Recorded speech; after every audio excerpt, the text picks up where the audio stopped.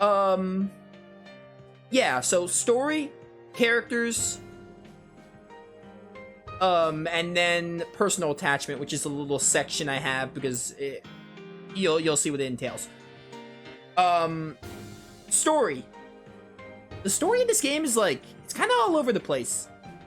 I like the concept of a murder mystery, and before chat just says like, oh, the story is bad and everything. Nah, I'm not gonna drill on the story. The story has some good things about it, but it also has some bad stuff about it. Like, there's a lot with the story that I feel like was done wrong.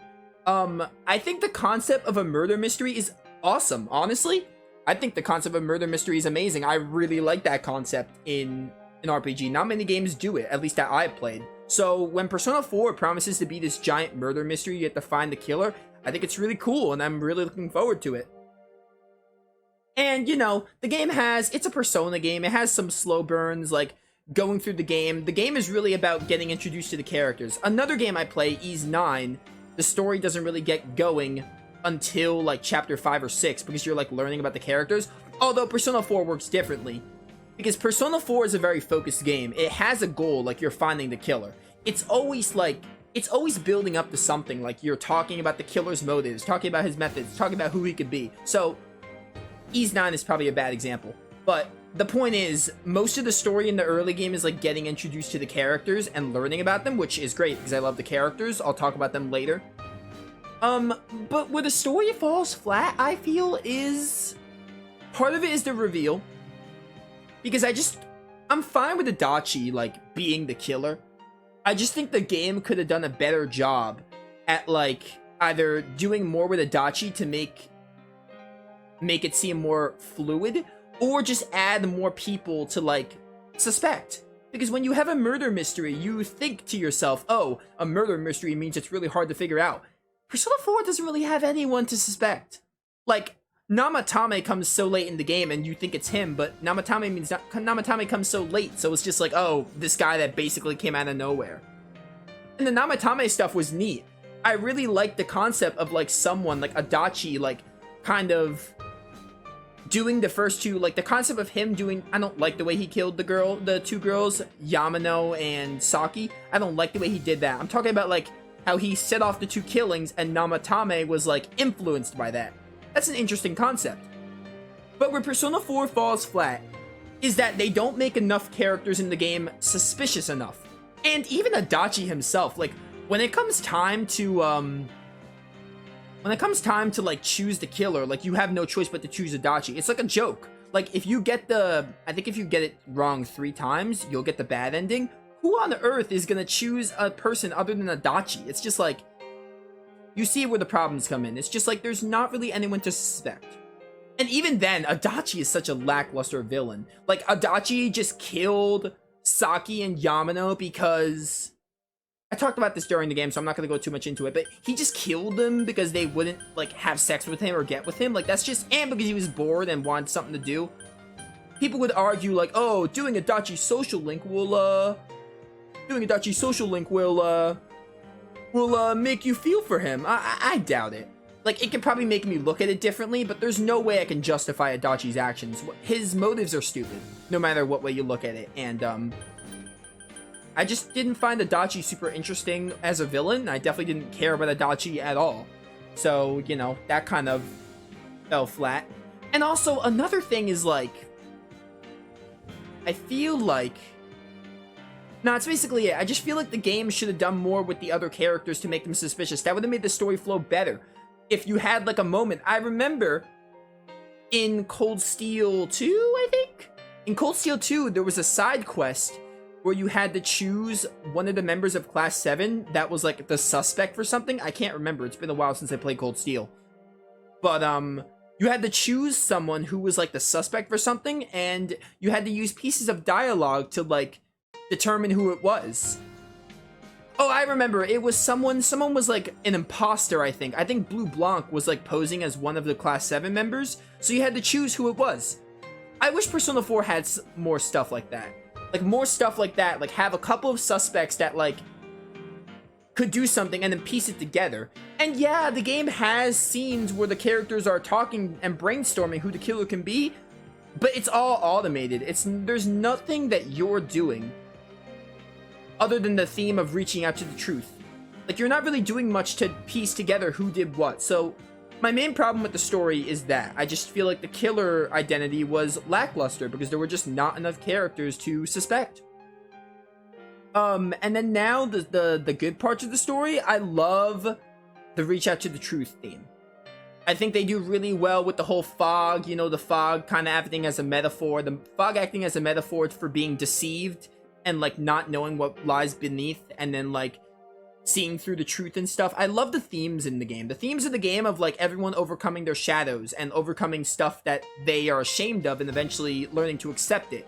Really nice themes, especially at the end. I love the Izanami stuff. The Izanami stuff was really, really good. I liked it. I liked everything, like Izanami. I had the gas attendant thing. We don't talk about it. It could have been better. But the Izanami stuff of like her being like, oh, like we keep the fog and keep stuff that we don't want people to know and stuff, like be deceived and everything, like even if it's a lie or whatever. That was really cool. I like that stuff at the end. So the story as a whole, this is how I would rank it. It's an interesting concept with the murder mystery. The beginning is good because you're like learning the characters, and I love the characters. I'll get to them. I love the characters, so you're learning about the characters. So the beginning of the story is neat. If you're down for the characters, you'll love it. Which, you know, some people might not be, but you know, I love the cast. Most people like the Persona 4 cast. Not everyone, obviously, but I hear very few criticisms with Persona 4's characters. But I love the beginning because it introduces the characters. I feel like the middle falls flat because the middle is like they have Mitsuo and then they have Namatame and then Adachi's revealed. So the middle is definitely like the weakest part of the story. And then the very end with Izanami is amazing. So yeah, that's all I have to say on the story. It's just like, it's all over the place. It's not like an amazing story. It's a fine story. It gets the job done. But what makes the story amazing is the cast of characters. The cast of characters in this game is just simply phenomenal. There is just no word for it. They are simply amazing. I love all, except Teddy. I do not like Teddy. I like all the main characters. I'll talk about the S-Links too. My official rankings, Chie's number 6. I really, I like Chie. She's definitely like, I feel like they don't have like, other than Chie's main arc is like her protecting the one she loves, which is neat. You know, it's a neat arc. It's not as interesting as the others, which is why she's number 6. Number 5 is Rise. Rise's whole storyline, her social link was done really well about her, like, questioning, like, oh, like, I dropped out of showbiz and everything, and, like, people seeing me for the real Rosette. Her social link was really neat. It dropped a lot of interesting story beats. She probably had one of the best social links. But as a character, she's my second least favorite, but, she's still a great character. I still like her. Like, I can't really think of anything, well, the way she acted in the hot spring scene is, like, I didn't like that. But, she's my second least favorite, but she's still a great character. I like Rise's stuff. I'm gonna count Marie, because I feel like Marie felt like a main character. Marie, if I were to put Marie in this ranking, she would be above Rise. Above Rise, under Naoto. I really like the stuff with Marie. I love, her, you know, going out. Her social link was amazing. Taking her to these places. Her meeting with the investigation team. Like, them kind of letting her in the friend group for a bit and like trying to piece her memories back together, and then at the end with the Hollow Forest, man, that was great. I liked Marie's character. She, you know, she has the whole Sundari act going on, but it's kind of endearing and it's kind of funny. And her poetry is kind of funny too, and when she says stupid jerk face or whatever. So Marie would be, if Chie is number 7, Rise is number 6, Marie would be number 5. If I'm counting her in this cast, which I honestly feel like I should, because at the end of the game, she was kind of part of the group. I almost wish she was a playable character. I think it would have been neat to have Marie as a playable character, kind of like what they did with Kasumi in Persona 5 Royal. That would have been cool if they had Marie as a playable character. They kind of painted it as that. They could have easily made her a playable character, even if it was for the last dungeon alone. I just think that would have been neat. It didn't ruin the game, but it would have been cool. Number 4, Naoto. Yeah, Naoto's number 4. I really like Naoto's story. Her trying to live up to the Shirogane name and everything, and like, you know, she posed as a boy because, you know, they don't take women in the detective force seriously. Her stuff is really good. I feel like the real reason I wanted to mention this before. The real reason I prefer Kanji over Naoto, it's kind of unfair. I feel like Naoto, if Naoto came earlier in the story, it'd be a harder choice. I feel like because Naoto comes late in the story, like, you get a good bit of her character in her social link. But because she comes pretty late in the story, I think I'd prefer Kanji a little bit more. She's still my number 4, so she's still pretty high up there. If she came earlier, she might even beat out Kanji or be basically tied, so she's number 4. It's kind of like Haru in Persona 5. Haru comes late. I still like Haru as a character, but she comes late in the story, so that affects her a little bit. Number 3 is Kanji. Kanji is simply amazing. He's got some of the funniest lines in the game, and his whole, like, you know, wanting people to see him for who he is instead of his cold exterior is really, really endearing. And I feel for Kanji because, you know, it's gotta be rough when people see him as like a thug or everything, and he wants people to see him for who he actually is. So Kanji's social link was also great, and his character. We don't talk about his shadow though. Number 2, Yosuke. Yosuke's amazing. I really like Yosuke's. I just like Yosuke being the best friend character. He does really well in that role. And I know Yosuke has his moments. Specifically, Yosuke's weakest moment is... I'll talk about this with the bad moments. I want to talk about bad moments as well. Yosuke's weakest moment is with the beauty pageant. I definitely think Yosuke, like, was... Also, the second hot spring scene. I didn't like the second hot spring scene, how Yosuke was kind of joining Teddy in his perverted actions. So, those 2 moments are, like, 2 of my least favorite Yosuke moments. So, you know, but even then, Yosuke's a great character. He has a really good arc, and he's a really great best friend character for Narukami. Just simply amazing. I really like Yosuke. He's cool. He's a cool dude as well. Like, again, he's sometimes a bit too far with the perverted moments, but I still don't think that ruins his character. And you kind of get used to it as you play the game. Another thing is he kind of picks on Kanji too much. I know, like, yeah, Yosuke picked on Kanji the most. That also kind of bothered me as well. But again, the bad moments of Yosuke, he has some really great moments. And also, he's just a really good... He's a really good person in the case. I feel like he is one of the, like, best deductive thinkers in the case. But that's kind of neither here nor there. I just wanted to bring that up. Finally, number 1, best girl herself, Yukiko. I love Yukiko. Her whole story of, like, feeling tied down to the inn and wanting to get freedom and trying to be independent. She's a bad cook, but she'll get better. And I just really like her, her laughing fits get a bit much, but even then, I think I really like her personality and everything. I think she's really good. Really nice. I liked her confidant social link storyline. Really, really neat. But yeah, that's it. So we have Chie, Rise, Marie, Naoto, Kanji, Yosuke, and Yukiko. And Teddy is so far off the grid, we don't even count him. I do not like Teddy at all. I know Teddy, like, oh, he has a storyline, like, oh, he thought it was a shadow and everything. Like, that's all good. I'm glad they gave Teddy a storyline. That doesn't mean I have to like him. Just because someone has a character arc does not mean you have to like him. I don't like Teddy. I didn't like Teddy's first impressions. I hate his moments with, like, being a pervert and constantly saying baby after everything. And he has some... 90% of his moments I just want to die during. He does have some redeemable factors, like at the very end when he said, ah, it's a bear. That was funny. And I also liked in the band performance when they were all tossing Teddy around.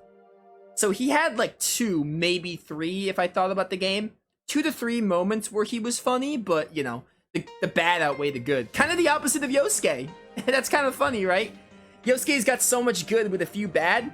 Teddy's got so much bad with a few good. So with Teddy, it's the opposite of Yosuke. It's kind of funny. But yeah, these characters are amazing. I love them. They are phenomenal. I also love their banter together. They feel like a group of friends. And I'm going to use this to lead into... Actually, no, I'm going to talk about bad moments first. The Culture Festival, did not like the Culture Festival. And I did not like the first Hot Spring scene. The second Hot Spring scene was meh. It wasn't, like, bad, but that wasn't really good either. Marie had lightning power, so it was kind of funny. The Culture Festival, which had the beauty pageant and the first hot spring scene, I hate those 2 moments. They're like the weakest part of the story. The hot spring scene just shows the girls as being like jerks. Like Rise is just like, oh, let's keep quiet and they'll never know. It'll be between us girls. I didn't like that. I did not like the way Rise said that to the group. But you know. So I definitely think they go too far with those two moments, and they try to be funny, but they're not. But yeah. That's it. Most of Persona 4 was amazing every time the characters were on screen. Every time the characters were on screen, I was like, oh, I'm so in for it. But yeah, the way they go together, the characters are just phenomenal. I love the group chemistry. They got amazing chemistry. There's a reason this is my favorite cast of characters. Kind of like Tales of Graces. Tales of Graces, the characters go really well together, and they have the whole family dynamic really, really well. And these guys have a friend dynamic, which is really, really amazing. It's just so, so good. I'm gonna lead this in with personal attachment. This game is just like, it's really special to me. The way it sets up Inaba and the way it sets up the world is really good. I would love to live in the town of Inaba, you know? I like the setting. Persona 5 may have better gameplay and some better social links. The social links in 4 were like, okay. The only one that really caught my interest was like Yumi and Shu. Other than those two, they're like fine. They're like okay. But Persona 4 sets up the world well. Persona 5 is modern day Japan, which is fine, but I appreciate Persona 4 putting you in a small town. You know, seeing people that you're familiar with, like, every day, and, like, when the skies are sunny, it's really nice. It makes me want to be in Inaba. And I was also able to insert myself. I'm rarely able to do this. I was able to insert myself into Narukami. Like, because Persona has silent protagonists, and honestly, I'm kind of glad they do. Because Persona is the one series I can insert myself. Like when I'm dating the girl in Persona, I feel like I'm dating that girl. Obviously not really, but you know, it's a metaphor, inserting ourselves. I shouldn't have to explain that. Like in Persona 5, when I dated An, I really felt like I was Joker in that moment. And in this game, I feel like I'm Narukami. Like the silent protagonist works so well, at least for me. It's not everyone, it's a personal thing. Me personally, I feel inserted into the protagonist of Persona. I can't wait to play Persona 3 and pick my best girl in that game and experience it through, I think Minato is his name? The canon name? But yeah, so I love it. It's amazing. I love being able to insert myself in Persona. It's why I love the series so much. And when Narukami was saying goodbye to everyone, when they were saying goodbye, I really felt like, I was saying goodbye to them. Like, I felt like they were my group of friends and I was saying goodbye. It really got me in the feels, so. Persona 4 does well with Inaba and just setting up the scene and making you feel like you're part of the world. At least for me. Not everyone's gonna feel like this. This is completely personal. But to that, I owe it something. I owe it a lot. If you were to ask me to rate this game, believe it or not, I give it a 6 out of 10. I give it a 6 out of 10, but I'm saying all this stuff. Persona 4 is phenomenal in the character department and means a lot to me. Everything else is like above average, but it's not like outstanding. So I'd give it a 6 out of 10. I think that's fair. Oh, one more thing I want to talk about. I forgot Nanako and Dojima. They're both great. Nanako is one of the best children characters. She doesn't get on my nerves, which is great. She's like 8 and she doesn't get on my nerves. I think Nanako is adorable. And Dojima takes a while to grow on you. But he's really cool. By like the mid game to late game, like when you're learning about Namatame, like when he gets injured, as it turns out, up till the end game, Dojima's awesome. He is so, like, he's a cool dude. I really liked his storyline and Nanako's. Their social links were well done. And then as far as the social links go, Sayako was like, whatever. I didn't really care for Sayako that much. I didn't really finish Aiko and Daisuke. They were like, fine. Not gonna talk about the ones I barely touched. And Shu and Yumi I want to talk about. They're great. I really like Shu's whole deal of his storyline in his mother expecting so much of him and you kind of telling him stuff. And the birthday social link was my favorite. I think it was his rank 9. And Yumi's story is really sad as well. I just want to say that Yumi's a pretty good character. Her feeling for, you know, her dad in the hospital and her mom, like, talking to her dad again and her, like, being that ray of hope afterwards when her dad dies. So I just wanted to bring them up. Yumi and Shu are like high tier side social links. The others are like fine. They're not bad. Some of them are bad, but like they're not like amazing. They're just fine. So yeah, that's it. Oh my goodness, I talked a lot longer than I wanted to. I'm sorry, but personal attachment, dude. This game means a lot to me. So you know, that is everything. Persona 4 Golden is done. There will not be a game that takes this game's place because we're 2 weeks away from 3 Hopes, and there's no way I'm gonna finish a game before then. So I need a space for 3 Hopes. So Just more Dragon Quest 11 and more Final Fantasy 10 too, I guess. But yeah, those of you watching on YouTube, hope you all enjoyed. Thank you for sticking around for this 70-hour journey. I spent 70 hours with the game, which a lot of it was because I skipped most battles, which I'm fine with. I'm not going to pad out the game just because, you know, I want to. Like, the gameplay part wasn't even the best part. The characters and the story were. The story was, like, meh. It was, like, okay. The characters were the best part. I really enjoyed hanging out with my video game friends, seeing everyone again. It was phenomenal. I look forward to playing Persona 3 sometime, probably early next year. I don't think I'll get to it this year. Sometime next year, we'll play Persona 3. That's going to be great. So, thank you all for sticking around, even if some people don't like the game. But, you know, it's been a fun time. I love Persona 4. It means a lot to me. And if this game gets ported to PS4, PS5, I'll platinum it for sure and play it again. But, yeah, I am sending my farewell to Inaba once again. And, yeah, if you all enjoyed this, I will see you all next time.